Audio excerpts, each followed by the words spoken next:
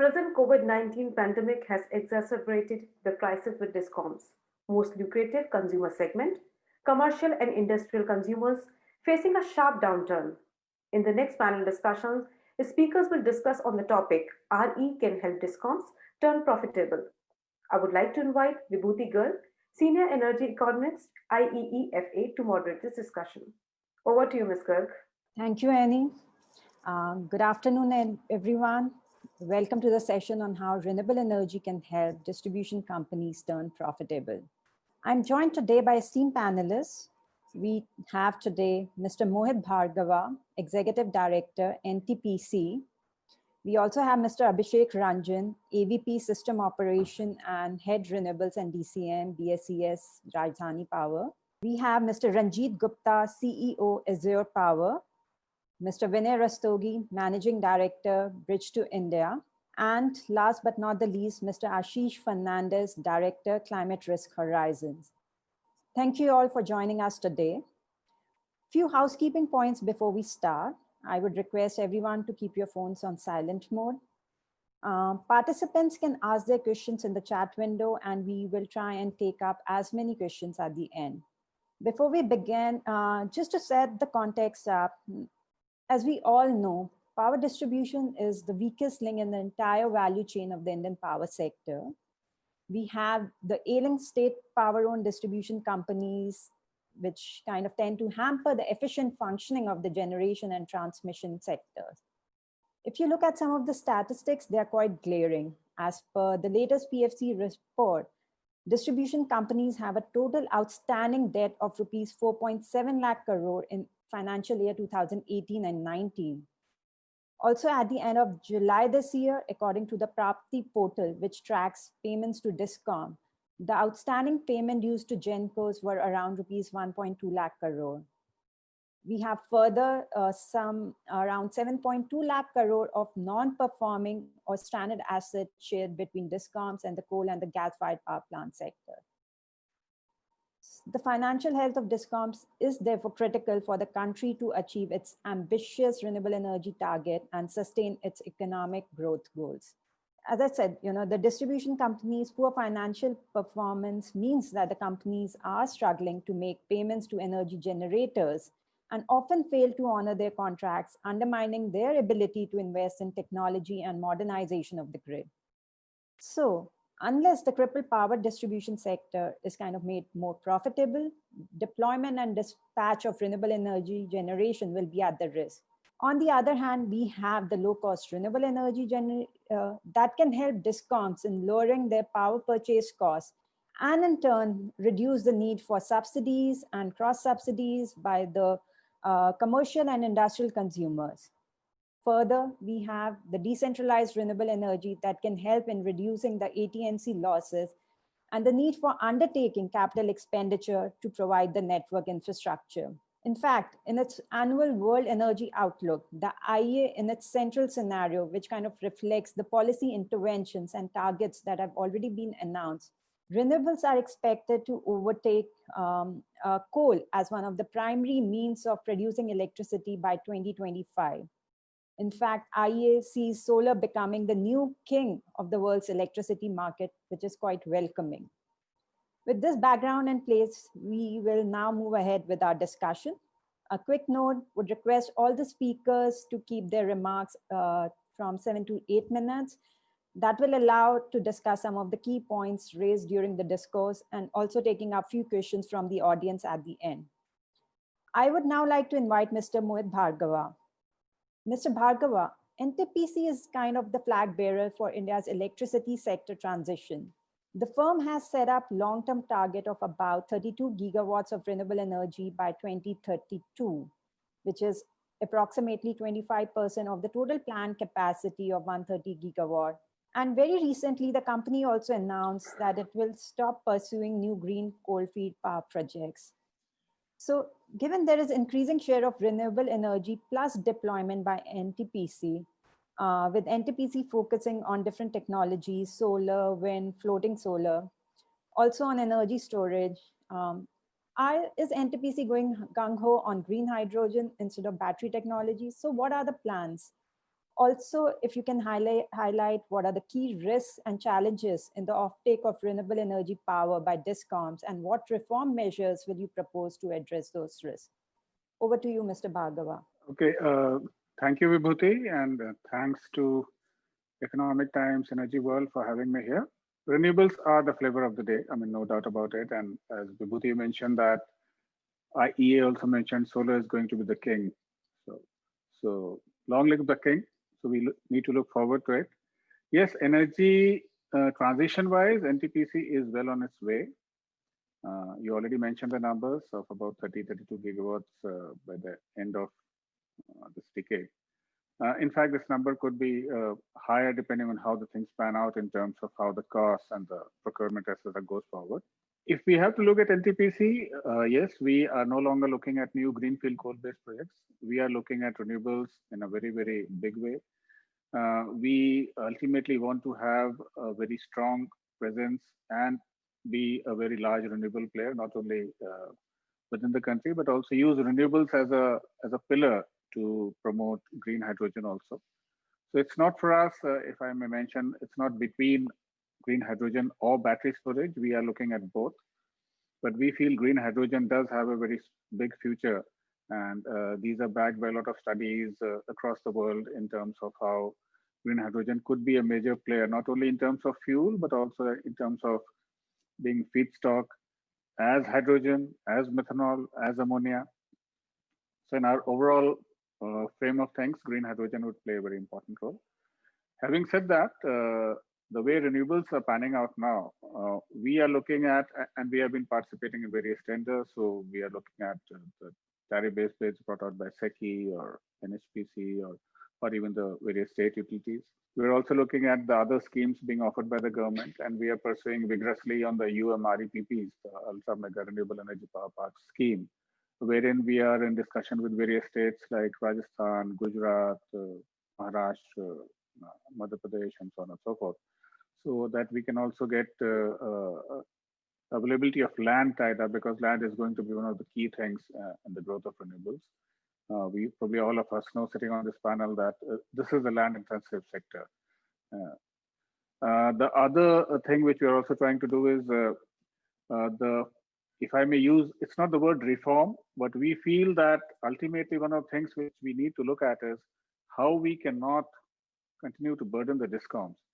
You mentioned very rightly at the beginning that Discoms are in a situation where their finances are not in a good health. The government of India is supporting them through various mechanisms. Recently, they came out with a 90,000 crore package, part of which I believe has already been dispersed. So they are coming through the ranks, and they have been hit by the corona pandemic, as probably all of us have. So it's imperative that whatever renewables come in, they do not come in as an add-on. So one of the things we feel very strongly is that we need to look at how we can get into renewables through the non-PPA mode. If you remember 2 years ago, Government of India had issued a policy of flexibility in scheduling of generation of the thermal power plants. The intent was that whenever a thermal power plant is getting scheduled, and if we have solar power which is cheaper than that, we can replace the thermal power at that point of time with the solar power, or for that matter, wind power. In this case, what is actually happening is that suppose we have a power plant with the energy charge rate of say 2 rupees 75 paisa, and we have solar today 240 or 236 as the latest rate came out. So there is a clear benefit to the Discom also in terms of savings, in terms of power. And the Discom also doesn't need to sign any additional PPA. So this power can flow to the Discom within the existing PPA of the thermal power projects, and they don't need to take the liability or the obligation for having new PPA. So this is a risk-free model for them. Other than that, we also feel that ultimately, even the government is talking about moving to the market. So we need to actually encourage and deepen the green market. We recently started the green TAM, although it's still in infancy and probably a very small work is going on there. But we hope over a period of time, this could become a major player in terms of supply of power. So we very strongly feel that PPAs, I mean, although I understand there's Ranjit on the panel and a couple of other guys who have been pushing for PPAs, and all the other IPPs also are pushing for PPAs. But we feel that ultimately PPAs are in a way becoming kind of a bane rather than a boon, because the entire energy being expended in trying to get PPAs, and in the current recent past, we've also seen there was a news item that almost 16,000 megawatts of projects have been done through the tariff-based bidding, but the PPAs have not been signed. So we feel that PPAs, we need to look at how we can get away from PPAs and still grow. This will ensure that the Discoms liability will also not increase. So from an overall point of view, NTPC is looking at 35 gigawatts. That's a number which we are keen to do. We already have about 5 to 6 gigawatt in terms of pipeline. And although it's primarily solar now, but we are looking at wind also, we're looking at storage also. We're also looking at hydrogen. Green hydrogen, as I mentioned, may take a couple of years to actually get mainstream, because we're working on pilots, and time permitting, we can discuss this later on in the program. So we feel that renewables will be the key cornerstone for NTPC to grow. Thank you. Thank you, Mr. Bhargava. You raised very good points on the need for long-term PPAs. We will come to that a little later, but it was good to see NTPC entering into new emerging technologies. And given the backing it enjoys being a public sector enterprise, we expect it will be instrumental in the downward cost curve of these technologies and adoption of the same. Also, we are definitely living in hard times, but we are seeing economic revival happening, and this should reduce burden on ailing Discoms. And hopefully we are back on track and able to deploy more RE in the coming months. Coming to you, Mr. Ranjit, we have heard the largest public sector developer talk about its plan for energy transition. Azure Power is one of the front runner in the private sector to help India leap towards its energy transition goal. With renewable energy being competitive already, and in fact, it is deflationary, prices are likely to go down further. So in this path to decarbonization, is your company looking, apart from grid connected power, looking at entering into domestic manufacturing of solar modules and cell as part of government plan of Atmanirbhar Bharat? Also, I just wanted to understand, Azure Power has decided to kind of exit the solar rooftop market. What are the risks and challenges you think solar rooftop players are facing today? And what needs to be undertaken by distribution companies to increase, adoption of both decentralized as well as grid-connected renewable energy? Any change in central and state level policies reforms that can help in accelerating energy transition in India, according to you? Over to you. Thanks a lot, Vibhuti. Thanks for inviting us on the panel. A lot of questions. So I think as far as Azure is concerned, currently we have about 2 gigawatts operating and about a gigawatt under construction and a pipeline of another 4 gigawatts. Most of this capacity is grid connected, ground mounted, utility scale capacity. And given the rooftop portfolio, the size of our rooftop portfolio, it is difficult for a company that is focusing on utility scale projects to also focus to make the rooftop business profitable. So obviously the rooftop business by itself, if you take a rooftop business as a standalone business, it is a good business. It's a profitable business, and not only is it profitable, but it is also a focus business for the government. So there is, growth which can be expected in the rooftop business in the coming years. But as you will see across the country, there are quote unquote specialized companies which are focusing on CNI, focusing on rooftop businesses. And their business models are built around rooftop because, though rooftop is also solar and a ground mounted utility scale project is also solar, the way to execute the projects, the way to maintain the projects, the way to win the projects, the way to price the projects is very different. So it's a different business model which you need to follow. And we believe that whatever success we've had with the rooftop business, it will be more successful with a company that is focused on this segment of the business. So that is the reason why we decided to, to look at seeing whether we can find a better home for our rooftop business. As far as the rooftop business is concerned, Of course, there are challenges in the rooftop business related to where the distribution companies feel that the rooftop business is eating into their domain. But in a country like ours, such a large country, there'll always be some pushes, some pulls. But overall, the path to growth in rooftop is available. There is a runway, and in the medium term, in the long term, it will be a good business to be a part of. As far as the manufacturing is concerned, the government is pushing very hard to have manufacturing in the country. It's a very important thing for us. Today we import almost 85,000 crores of solar equipment from China. Literally all of it comes from China every year to fuel our solar growth. There is no reason why we should be doing that. India has manufacturing capacity on the solar side, and it is something which is we have demonstrated that it is not difficult to set it up as a country. It's just that there is no level playing field between China and the rest of the world. Literally, right? It's not only India where manufacturing has not flourished. Manufacturing has not flourished in many other countries because of the fact that the playing field is not level. The government is working on that. The government is trying to level the playing field between India and China so that the Indian module manufacturers can run a profitable business.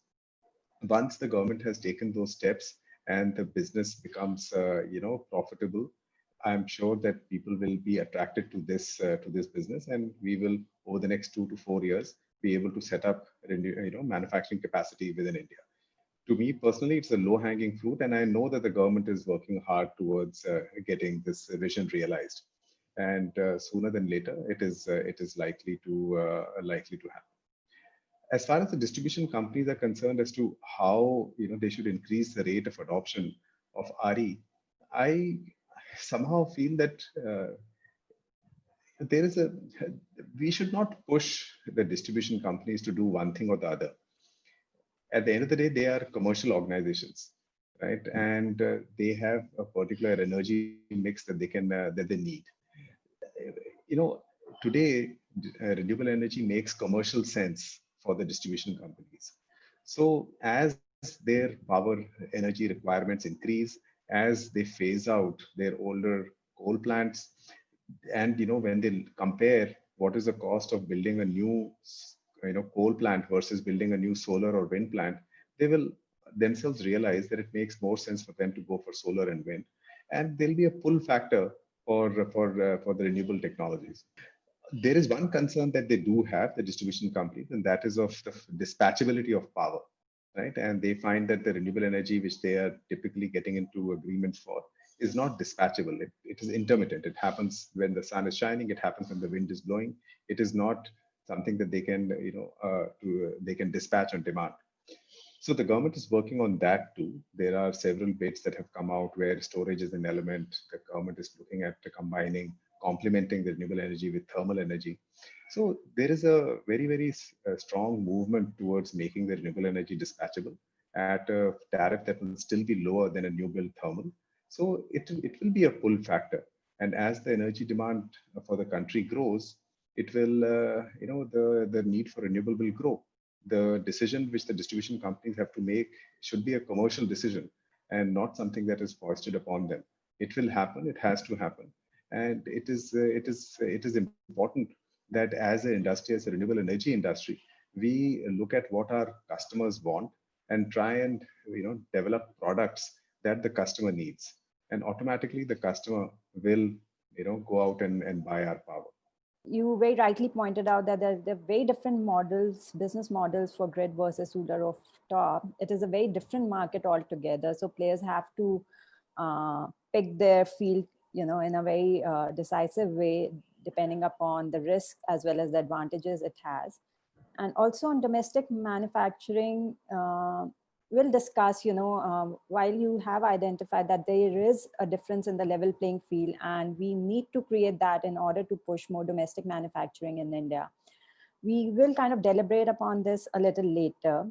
And also on the issue of intermittency of RE and what kind of are the different or the different drivers that can help distribution companies in kind of adopting more and more renewable energy going forward, whether it will be demand or it will be the economics that will drive the decision. But being distribution company, being a commercial entity, I think they are at the end of the day real consumers who have to kind of make this call. I will now kind of bring in Vinay. Vinay, Bridge to India has done some great research on the current state of renewable energy market and how future is unfolding in this space. What are your views of increasing share of renewable energy in the total energy portfolio by Discoms? What are the key benefits that Discom derive by increasing adoption of RE? And also if you can highlight any key challenges that need immediate policy interventions. Okay, thank you, Vibhuti. It's great to be on the panel and hear the views of all the other participants. In terms of how do we get the Discoms to buy more renewable power, I think, Ranjit has very lucidly and rightly pointed out that, renewables have a very strong pull factor today because of the falling costs and the improving economics. But at the same time, I do think that, that alone may not be sufficient. And that is what we are seeing on the ground today, that because of the slowing demand and the fact that the Discoms already have surplus contracted thermal and other power sources, they are actually going very, very slow on renewable power procurement. So I do think that at least for some more time, we do need a bit of carrot and stick. And now, that stick in the past has been, or so far has been the RPO model, which, as we all know, has not really worked because the regulators have not enforced it. The penalty mechanism is not really available in the sense that the RECs, the liquidity, etc., is not available. So I do think that we do need to come out with a better mechanism for Discoms to buy, and indeed, in my view, even force them to buy more renewable power, because I do see some challenges in the short term because of demand supply issues. And, to be very honest, it is not that the country is forcing the Discoms to buy more renewable power. It is not like punishing the Discoms in any way. The fact is that as a country, we need cleaner energy, right? It is the consumer who's going to get the benefit of clean energy, and it is the consumer who's going to pay the cost, whether it is of RPO enforcement, RECs, or higher cost, or whatever it is the consumer who's going to bear the cost of those decisions. I don't know if many of you noticed, but yesterday there was a report released which said that last year in India, there were more than 100,000 baby deaths, where babies dying within 1 year of their birth because of poor air quality. And that is on top of, I think about 500,000 deaths every year because of poor air quality. I think we have a very, very strong environmental imperative, which we sometimes forget. When we talk about renewable energy, etc., we sometimes forget why have we decided to go down this path. But the fact is that whatever the government has decided in terms of trajectory, plans, targets, etc., we are massively lagging behind. Today, we are running at a rate of about 6 to 8, maybe in a good year, 9 to 10 gigawatt per annum. The target is to do, based on the 2030 kind of target, is to do about 35 gigawatts of new renewable capacity every year. Now, that is not going to happen if you leave it entirely to the Discoms. So I think ultimately it is going to be a political decision. The decision needs to kind of weigh in the costs and the benefits for the consumers and the society. And I think a decision needs to be made to basically make sure that renewables is encouraged, notwithstanding all the advantages it already has in terms of cost advantage, etc., etc. So I think that is my personal view on how we need to get Discoms to buy more renewable power. In terms of what are the benefits for Discoms, I think I personally don't see why we should see what is the benefit for Discom from buying renewable power. I think the benefit is, like I said, for the consumers, for the society on the whole. Today, when we talk to CNI consumers are saying, my investors are telling me, my suppliers are telling me, my customers are telling me that I need to decarbonize in the next 5 to 10 years. the world's largest companies are saying that we need to reduce the carbon emissions to zero or switch over to RE100 in the next 10 years or even before that, notwithstanding, what is the cost of renewable power, what is the cost of gas power, etc., etc. So I think it is a societal need. It's a very, very major environmental need because of which we need to kind of go down to accelerate RE path. In terms of, what kind of policy mechanisms or interventions are required, look, I've only got, I think, 3 or 4 more minutes left. So, I would just kind of, I would say very briefly, 3 or 4 things come to my mind. And the first and foremost, of course, is we need to kind of resolve the perilous financial condition of the Discoms. It's been like a dark cloud or a sword, but whichever way you call it, but it's a major risk factor for the entire power sector, not just for renewables. All the policy interventions so far have failed. And personally, I don't hold much hope from the current bailout or the liquidity package either. So we need to find a structural permanent solution to the insolvency or the liquidity issues facing the Discoms. And that means a number of measures, whether it is bringing the AT&C losses down, smart meters, tariff rationalization, etc., etc. The second thing I believe is that we have left it too late to introduce storage, be it batteries, pumped hydro, or hydrogen or whatever into the energy mix. And the reason again is because we are so cost sensitive as a society, and the Discoms are not going to take any decision until and unless it is viable from a cost point of view. And the consequence is that, one, we are falling behind in the race to build storage capacity, manufacturing, raw materials, ecosystem, etc., etc. So, and we can't afford that. The pace at which the renewables are growing, it is imperative that we fund and we lay very strong impetus on growing storage, irrespective of cost. If we have to bear the cost and subsidize storage, like we did for solar, like we did for wind, like we do for all the other various technologies, if we have to do that for the next 2 to 3 years before it scales up and the cost comes down, I think we as a society and a country should be prepared to do that. And I think we already left that too late. The third thing I would say is that, land and transmission, despite all the initiatives, they continue to be major challenges. We are doing about, like I said, 6 to 8 gigawatts per annum today. But even then, we're already seeing major challenges because of which tenders are getting delayed. Project execution, our database shows that more than 50% of the projects are delayed by anything between 3 months to 18 months, mainly because of land and transmission kind of challenges. And again, if you want to go from 8 gigawatts to 30 gigawatts or 35 gigawatts, you need to, or rather the government needs to very proactively, decisively plan for land and transmission 3 to 5 years in advance. We can't leave it, until 3 years later to decide where the new substation capacity needs to go. So I think that is one more kind of very key challenge or area where policy help is required. And finally, I would say that India has been far too focused on utility scale renewables. Distributed renewables, although the government adopted a very kind of ambitious high target, but by and large the implementation has been left to the state governments and the Discoms. The various subsidy mechanisms, tax incentives, etc., have not helped.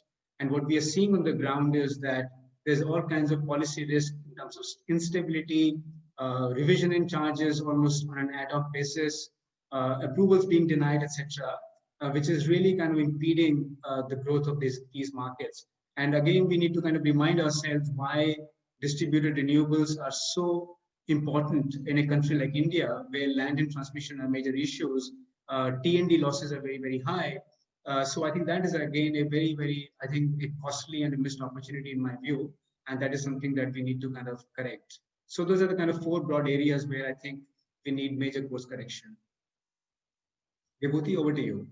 Thanks, Vinay, for pointing out the key pillars of reforms, which are required to be undertaken.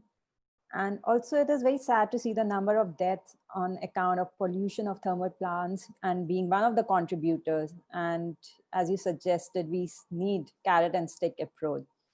So taking up another related important aspect of energy transition, phasing out of old inefficient thermal plants is also one of the ways, to kind of accelerate energy transition. Ashish, you and your team have done a detailed analysis of some key states and come out with huge savings numbers to Discom from closing out of old inefficient plants. Can you share results from your study on the kind of savings that are accruing to government, Discoms, and even consumers by retiring, of old such coal plants? And also, do you think this has gained relevance given that the demand is not rising on account of COVID-19 and even before that on account of economic slowdown, and also on the issue of increasing level of air pollution? Over to you, Ashish. Thanks. Yeah, thanks, Vibhuti, and thank you, Economic Times, for this important and very relevant session that you've organized. It was great to hear the inputs from the other panelists. So as Vibhuti mentioned, a few weeks ago, we released an analysis that looked at potential savings and power purchase cost reduction opportunities for Discoms and state governments to improve their financial health. We covered only 11 states, but these are 11 major states. Together, they account for something like 60% of the Discom overdues based on the based on the Prapti data. So this includes all the major significant coal power fleets. I think the only exceptions are Orissa and Rajasthan. I think before I go into the findings and the specific savings, it's important to keep in mind three aspects to the larger power scenario that have been touched upon already. I'll just reiterate those. One is that we have excess generation capacity. Even pre-COVID times, the PLFs for the whole coal power fleet have been 60% or less for the last couple of years. Electricity demand pre-COVID was about 7% below official projections. These are stats that most of us are familiar with. COVID, of course, has made this problem of surplus capacity much worse and much more long-lasting. As we know, the economy will, even in a best-case scenario, it will take a while to recover. However, at the same time, we have about 17 gigawatts of new coal plants that are nearing completion and will be commissioned within the next 6 months to maybe 1 year. So we are looking at sustained surplus generation capacity on the coal sector for the foreseeable future, at least for the next several years. And this is harming especially the private sector, but also starting to harm renewables, as has been touched upon. Second factor is that we know that renewables is by far the cheapest new source. We won't go into that in more detail. I think it's clear. It's cheaper than new coal, and it's cheaper now increasingly than a lot of existing coal purely on a tariff basis. The third factor, which Vinay just touched upon, is that Indians now want clean air. COVID has brought home the threat multiplier that air pollution poses to our health, in the sense that it makes us more susceptible to all kinds of diseases, including COVID. And it's also shown us that we can have lovely blue skies again. Just last week, I was in Bombay and I saw blue skies in Bombay for the first time in, I don't know, probably decades. So while there's talk of again moving the implementation deadlines back for coal power plants, sooner or later, all of them, and especially the older ones, which are less efficient and more polluting, will have to incur capex on retrofits to ensure that they are in legal compliance. So if we have that as a background, we need to look at where do we go forward? What are the avenues for savings for Discoms? I think the biggest thing that hasn't been touched upon in this discussion, frankly, is the potential savings for Discoms and state governments through a planned phase out of the older coal power plants. We know that this has been talked about by the government from the air pollution point of view, but if you look into the figures, in most cases, this will actually also yield savings to the Discoms and to the state governments. The full report on this with all the details is on our website, climateriskhorizons.com, but I'm just going to go over some of the key findings in brief. So when we talk about old coal power plants, the CA has used 25 years as the benchmark. If we actually reduce that benchmark a bit and say 20 years and over, I consider those as old, what are the savings there? There's huge savings opportunity in almost all of these states from retiring these old coal plants. The savings are to accrue in two ways. The first is you avoid the retrofits that are otherwise legally mandatory to meet the air pollution standards. Just avoiding these retrofits, and we know there's a lot of discussion about where the money is going to come from for these retrofits. How do most of these plants are either owned by the state or in some cases the central sector, but most of them are state sector plants. Where do state governments get the money from? The GenCos get the money from to actually install those retrofits. So just avoiding those retrofits by committing to phase out those plants, that will save GenCos about 18,000 crores in these 11 states that we looked at. My estimate is if you look at all the states, this number will be close to about 25,000 crores. The second way the savings accrues is if the scheduled generation from these plants is replaced with renewable energy, which we know now is reliably available at less than 3 rupees a kilowatt hour, the Discoms will save about 7,000 crores annually in this way by replacing that with renewable energy. Even if renewable energy is not available, say, just power from the market, we know that power from the market is now available again at 3 rupees a kilowatt hour or less. So the savings just from replacing that are significant. If you look at the usual tariff period of 5 years, of course, this adds up to a much larger savings. 7,000 crores is just a per annum saving. And this goes a long way to reduce the power purchase cost and the gap between ACS and ARR. Like I said, most of these plants are in the state sector. There are a few central sector plants as well, but most of them are in the state sector. So the recent statements coming from the center about phasing out old coal power plants must be looked at in this light. This is really going to be up to the state governments to do. The onus is on them, and they're the ones who are going to have to do this, which is why it's important to quantify what the financial benefits are for those state governments, and that's what we looked at. The third thing I think that's very important is that there's a risk of further worsening the Discom situation in several key states, especially we found in UP, Maharashtra, Tamil Nadu, and to some extent in Andhra and Telangana. The reason this happens is because despite the excess generating capacity situation, there are close to 20 gigawatts of new plants approaching completion across the country and likely to be commissioned in the next year or so. The bulk of expenditure has been incurred in these projects. So the best thing to do is obviously get them up to completion, get them running, which will of course have impacts on the surplus generation capacity. However, there are also at least 14 gigawatts of early stage projects under active consideration. Most of these are in the state sector. These are not going to be completed for 3 to 5 years at the very least, probably maybe even longer, by which time they will be extremely uncompetitive with other cheaper sources. But yet public money is being plowed into those even as we speak. This will have a further impact on the high fixed cost burdens that have already played a role in Discom's financial distress. There's excess generation capacity. The new plants will add to this further. Onerous fixed cost burdens on the Discoms will increase even further. So there's a real risk that Discoms will be locking themselves into expensive PPAs with uncompetitive power and high fixed cost obligations, which will only make their rescue and revival much more difficult.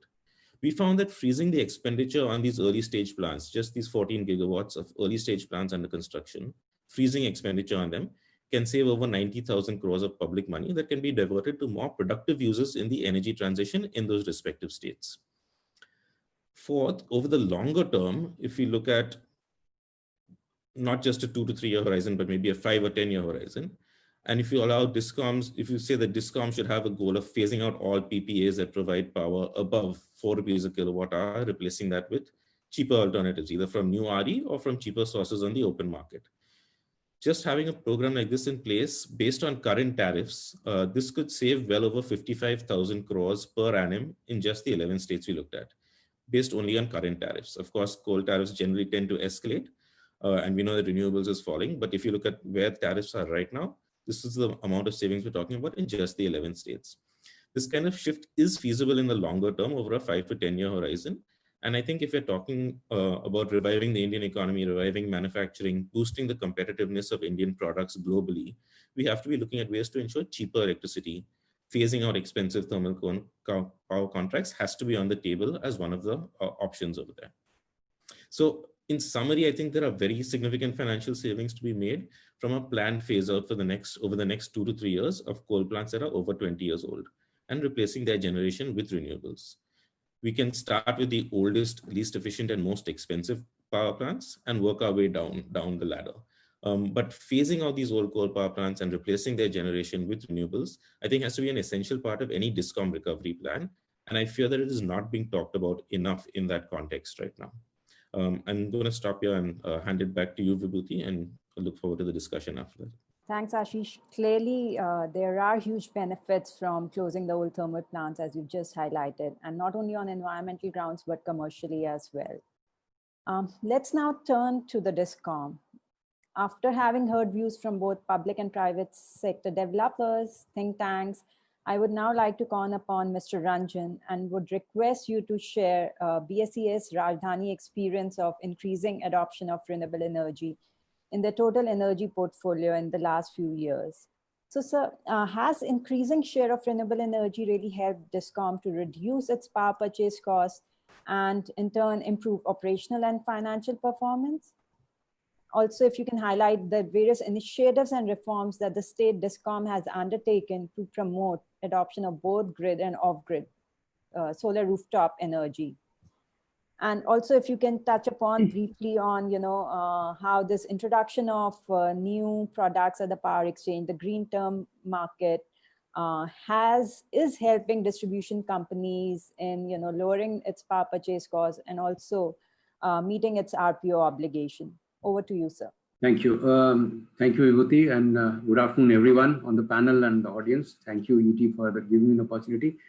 Three crisp questions to me. First is about our share in the green portfolio. How is it impacting our operational financial performance? How are we promoting the distributed energy resources in terms of mainly the rooftop solar? And finally, what role the market is playing in the penetration of the green energy? Okay, I'll start from the first one, right? So I represent a distribution utility in the capital city of Delhi, capital of India. The largest utility in terms of the area being served 750 square kilometers and the number of consumers and the metered connection over 2.6 million. Primarily, this is residential. 86% of the consumer base is residential in terms of numbers, which is accounting for about 70% of the consumption, energy input, as you say, for the entire Discom area. Same is the status almost for Delhi. We represent about 41 to 42% in terms of energy share of the entire city state of Delhi. Having said that, the power portfolio, if you talk about the current portfolio mix that we have, whatever PPA is long-term, mainly if you say hardly 1% or maximum 2 to 3%, up to 2%, in fact, we are procuring from short-term sources, including banking, power exchange. And DSM, obviously, this is not a planned purchase, but obviously for grid balancing and those kind of things, some transaction is also happening in the DSM, but that is very, very minuscule. Now, as I said, about 95-96% is long-term PPA as of now. And if you talk about the full mix, you talk about, we have over 3 gigawatt of PPA already signed, long-term PPA, 25 years signed, out of which almost 10% is hydropower, the large hydro, and about 1% is nuclear. 3% is renewable energy sources, which is defined by the MNRE as less than 25 megawatt, mainly waste to energy, solar and wind, which is coming up gradually in terms of capacity I'm talking about. And in fact, majority, 80% is coal plus gas. Gas is also very minuscule, very few, mainly it is coal. So the color of the grid and the portfolio is mainly black today. Now, thanks to the renewable purchase obligation, we have started transitioning to the renewable space. But before I move into that, some numbers, also some more numbers. The ACOS, 7 rupees for us. And if you talk about the APPC, it's about 5 rupees a unit. And if you talk about the fixed cost versus variable cost in the total power purchase cost, the ARR, for example, approved by the commission this year, very recently the tariff order has come, is about 9,000 crores for us. Out of this, 80% is power purchase cost. And out of those 7,000 crores, almost 40% is fixed cost. That is the fixed cost towards the PPA. So this economics clearly, and by the way, the renewable is single part tariff. There is no fixed cost over to it. It's a must run. Obviously, it has become grid parity. If you talk about the landed cost, thanks to the POC charges waiver, even including, like, for example, we have signed up over 1200 megawatt solar and wind. I mean, I think wind is about 500 megawatt and solar is about 700 megawatt utility scale through Solar Energy Corporation of India. Even you add the trading margin, the landed cost at our periphery for the next 25 years is less than 2.8 rupees. Maximum one is 2.8 rupees. It makes a lot of sense in terms of APPC, which I talked about. Yes, so there's no problem or in a sense of curtailment of renewable energy now. Only thing we are worried about is the delay in the installation of these, commissioning of these plants, which is a major cause of concern. I mean, few of the big ticket plants have been delayed by over 2 years now. And the concern we are facing is whether we are going to be penalized, and we are being penalized by the regulator for non-compliance of the RPO because of the fact, which is not under our control, that these plants are getting delayed. Now, where is the other alternative source I can dip in to fill in my RPO obligation? That is the sense. But having said that, what we are saying is we are not using RE only for RPO fulfillment. we are using RE as a source of power, which is also having a green attribute. So unless and until we define that RE is also a very conventional kind of power source, which is meant to be satisfying your power demand, and if it can't be, taken into a mainstream fold, it will just remain an alien. So what we have done is, every year we tie up during the peak summer short-term RE sources like small hydropower from Himachal. This year we bought it because that has to be firm, that was firm, and that has to be supplied to the power demand. So this is about the renewable story. And then talking about the distributed energy sources, 80 megawatt already done net metering out of in our territory only. Total Delhi is about 170 megawatt and counting. So we believe that we are going to touch the figure of around 500 megawatt. That is the potential in our area. And some of the studies done for Delhi, they predict the potential, economically exploitable potential to be about 1.4 gigawatt rooftop solar potential. Delhi solar policy is also very enabling. 75% of the RPO they are saying should be met within the state, and that is nothing but the rooftop solar. Now, rooftop solar is a very, very economic. Some of my fellow panelists, they mentioned about it. It's a very, very economical source of power, not only from point of view of the power purchase cost optimization, but also from the network cost optimization, and also treatment in the computation of the T&D loss. Very glad to say that we were pursuing with the Honorable Commissioner in Delhi as to give the true place for the renewable distributed energy source in accounting of the T&D loss. CA already had come out with such formula in 2018, and very glad to say that they have now considered that. So the formula that they have considered, if we promote more and more, like in Delhi, it's the only state where the group net metering and the virtual metering is already in place. That is the way to promote more and more penetration of the rooftop solar. So if GNM and VNM are implemented, the way it is going to be commercially accounted is going to help reduce T&D loss. Obviously, we know that any generation happening at the demand source is going to avoid electrons flowing all the way from thousands of kilometers and help us in the reduction of the technical losses. Anyway, there are multiple benefits to that. We have a study done for that, which is already in place. The commercial framework, why value of grid connected rooftop solar is important for every utility. So the idea is every utility has to do its portfolio analysis in terms of the load curve or load duration curve. And that is how, for example, in our case, as I said, 3 gigawatt of firm power that we already have tied up, but our base load, which is 80% of the time of year, is hardly 1400 megawatt. And that too in peak summer. If you talk about the entire year, that is hardly 1200 megawatt yearly load duration curve. So, and against that, we have firm, if 3000 megawatt is the gross capacity, firm availability after accounting for maybe planned outages, etc., is 2500 megawatt anytime. So we are already tied up, over tied up in terms of the firm capacity. What is that leading to? When you integrate renewable, by that means you have to back down. When you back down below 85% of the rated capacity, you have to pay compensation charges, because these units are facing deterioration in terms of SSR and loss losses as per the CRC regulation, right? So that is an added cost. So, and then we are also paying the fixed cost for the same. We are not utilizing round the clock entire year. So there is a need for portfolio optimization, and when that is done, and long-term PPA that is absorbed, as somebody was also saying that long-term PPA may have lived its life. It's not that we have to reduce the long-term PPA to zero. No, it has to be replaced by a capacity market. But the capacity suitable and commensurate to your base load, the balance can be met from short-term market.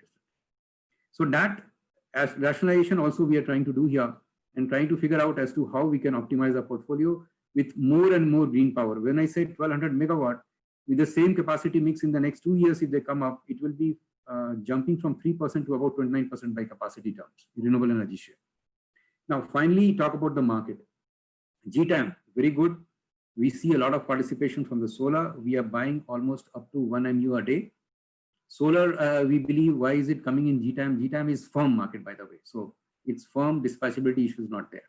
And we are happy. We want dispatchable RE. So solar is coming, we are lopping it up here in winter also. It's making a lot of sense in terms of merit hour dispatch. Wind is not making a move as of now. 2 reasons I can think of in GTAM. A, maybe this is lean wind period. B, the forecasting issue in wind is more problematic. I mean, it's less accurate compared to the solar. So GTAM is the way to go. Yes, we are waiting for MBD also to come in, market reforms wherein, and some few more market regulations, power market regulations 2020, which is going to come up. So we are waiting for that, and RE integration as well. So both distributed RE as well as utility scale. Over to you. Thank you, sir. As you very rightly said, that portfolio optimization and having capacity market will be critical to rationalize the costs that the Discoms are currently incurring. Also, it was very heartening to see that RE is being purchased for its green attribute and not just to meet the RPO obligation by the Discom. So moving to a very relevant thing about, there has been an increasing push for electric vehicles. We need to understand what is the readiness of the Discom on this. So we have question from the audience on, how do we, or how the Discoms is planning to manage the varying demand on the distribution ecosystem based on grid and off-grid solar and other renewable power and new segments of power demand to charge the likely increase in electric vehicles. Also, if you have a mix of both solar power and hydro power, pump storage is being explored to take care of at times during peaking power. So if you can briefly respond to this, because we are running short of time. Mr. Ranjan, if you can, take up this. Thank you. I'll take the second one first. You talk about firming up of the solar with the pump storage, right? So there are some products, somebody talked about, SECI has brought out some tender wherein they have married the solar plus the pump storage. And the hybrid product which is coming out is at 4 rupees something, whatever it is. And they are assuring firm power in the peaking hours, evening peak and night peak. Otherwise, it is variable. Yes, these things are being experimented. In fact, what we have recommended to MNRE and even SECI is, don't go for flattening the complete natural generation curve of the solar or wind. Not required. You just add storage element to counter or balance out the unevenness equivalent to the forecasting error, maybe 2%, 3% or something. So for example, the solar generation curve is a bell curve. If you put up a magnifying glass, you will find a lot of ups and downs in that bell curve. So you just try to smoothen that ups and downs, and that is called the smoothing the forecasting error, instead of making the bell curve flat. We don't want that. So on a day-ahead basis, if you are telling me that this is the bell curve you're going to experience tomorrow, and that is fine, because we can make it out from the other balancing sources, including the real-time market. Similar story goes for the wind. That will make the RE more sweet in terms of even the dispatchable RE more sweet. For example, today the SECI tender which we're talking about, which I talked about, the peak power rate is more than 6 rupees, and the off-peak rate, which is variable RE, it is intermittent, it is about 2 rupees. The weighted average is coming about 4 rupees or something. So no need to have firm peak power. That's all I'm saying. You have firm natural generation profile, and corresponding to that forecasting map, you add the storage attribute, maybe pump storage, maybe a battery storage. That will make it more affordable and more palatable, because that's how the demand of the utility can also be flexed, because it has to be two-way flexibility. We're talking about flexibility now. So demand side flexibility and generation side flexibility has to match so as to have a most economical product. Now, coming to the first point, yes, electric vehicle charging is being looked at by us as a way to balance our load. We did some kind of study very briefly. If left unmanaged, it is going to piggyback on the evening peak, because that's going to be the case when most of the vehicles are going to be charged at destination, maybe mostly home charging in the evening time. And that is going to, if left unmanaged, is going to leave our distribution transformers even having more problems. So today, what happens is the cycle of CAPEX is such that every year we do CAPEX wherever, like for example, in Delhi Supply Code Regulation, 70% and above, it is eligible. 70% threshold and above, it is eligible for upgrade. All of a sudden, 2 and 3 wheelers, I mean, next 2-3 years, we expect that they're going to come in. But each of these, hardly 1 and 1.5 kilowatt. I mean, 2-wheeler, for example. But you sum them up, every house will have a 2-wheeler, right? So, and if a distribution transformer is catering to say 200 homes, you have 200 to 300 kilowatt. One distribution transformer, 600 kVA, 50% gone only for this one, right? So what do? So what we are promoting here with the Honorable Commission is you go for TOU and TOD rates, push that overnight charging through 50%, of course. I mean, you can offer 50% rebate. In Delhi, for example, you have a single part EV tariff 4.5 rupees per unit. Offer rebate at that level. That is indirect TOD, TOU, indirect managed charging. So we are going for managed. The question was, what are we trying to do? Yes.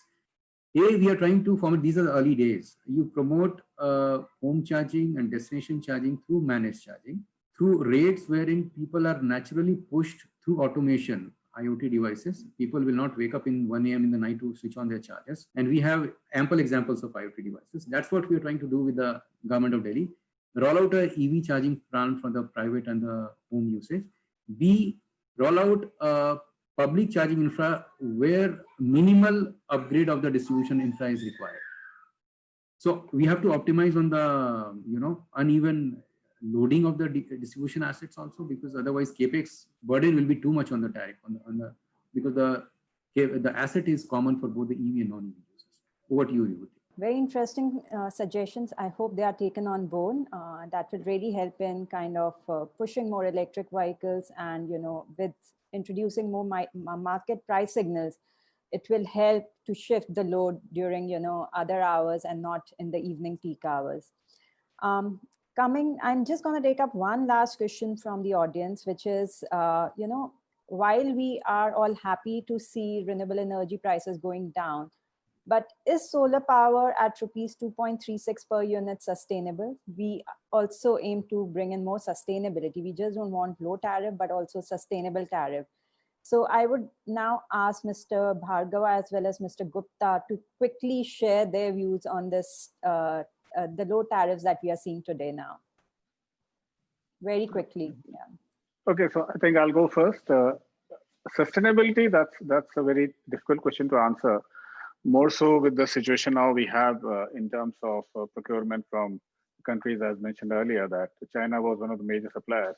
And if we are rightly taking a call that we should boost domestic manufacturing, so maybe 236, while doable, will be a bit of a stretch for some time at least, but it should come down to that level fairly shortly once we have the right numbers in terms of domestic manufacturing capacity. It should be doable. But on a long-term basis, we very strongly believe that this number is actually going to go down. Whether we'll be able to reach the numbers which we got in Abu Dhabi and Portugal, maybe some time away, maybe a few years away. But directionally, I do agree that we are looking at a downward trajectory. But we need to keep in mind, I think the question's intent also was that 236 alone is not a number which makes sense. It's a very good headline number, but for a Discom, this 236 comes with a lot of other things which currently are either free or not loaded onto them, but indirectly they're paying for that. Right. I agree with Mohitji that 236 is actually a misnomer. We can't we can't say whether it will be sustainable or no, given the fact that the modules that we procured from China at the moment. In the short term, it looks difficult, but if the module prices continue to drop, 236 will be viable. And in the medium term, we expect actually the tariffs to go up as we promote Atmanirbhar Bharat. If you level the playing field, then obviously we'll have to pay a little bit more for modules from India. So therefore the tariffs will go up. And in the long run, like Mohitji said, we do expect the tariffs to moderate. Great. On this happy note, we will now bring the discussion to a close. I would like to thank all the speakers for taking time out and sharing their views. It has been a very enriching discussion. Thank you all once again. Thank you. Thank you, everyone. Thank you. Thank you. Thank you, everyone. Thank you. Thank you, panelists, for deep delving into the topic. With this, we have come to the end of this virtual conference. I would like to thank all of our speakers for the valuable time and input. Also, my heartfelt thanks to all of you present here for sparing time and joining us for this conference. Once again, I would like to express my gratitude to our presenting partner, CarbonCopy, for helping us in making this event a success. Thank you and stay safe.